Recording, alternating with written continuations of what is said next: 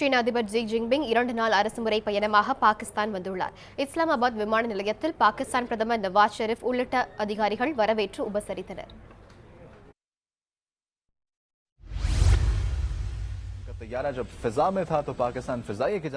சீன அதிபர் ஜின்பிங் கடந்த ஆண்டு செப்டம்பர் மாதம் இந்தியா, மாலத்தீவு, இலங்கை ஆகிய 3 நாடுகளில் சுற்றுப்பயணம் மேற்கொண்டார். அப்போது அவர் பாகிஸ்தானுக்கும் செல்ல திட்டமிட்டிருந்தார். ஆனால் அத்திட்டம் கைவிடப்பட்ட நிலையில் அவர் இன்று பாகிஸ்தான் சென்றார். தனி விமானம் மூலம் பாகிஸ்தான் சென்ற அவரை பிரதமர் நவாஸ் ஷெரீப் மற்றும் அதிகாரிகள் வரவேற்றனர். இஸ்லாமாபாத்தில் ஜி ஜின்பிங்கிற்கு சிவப்பு கம்பள வரவேற்பு அளிக்கப்பட்டது.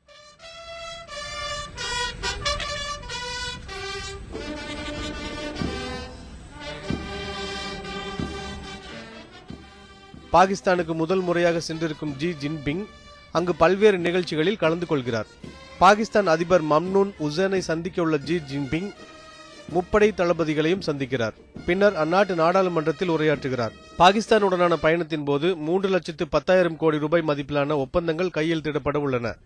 சீன அதிபரின் வருகையால் இரு நாடுகளின் இடையே நட்புறவு மேம்படும் என்பது பாகிஸ்தானியர்களின் கருத்தாக உள்ளது.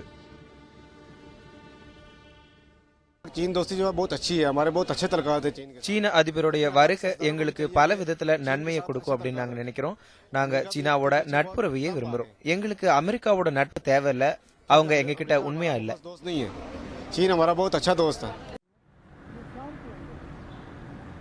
சீன அதிபர் ஜி ஜின்பிங்கிற்கு பாகிஸ்தானின் மிக உயர்ந்த சிவிலியன் விருதான நிஷான்-இ-பாகிஸ்தான் என்ற விருது வழங்கப்படும் என தகவல்கள் வெளியாகியுள்ளன. பாகிஸ்தான், சீனா இடையே பல்வேறு ஒப்பந்தங்களும் கையெழுத்தாக உள்ளன.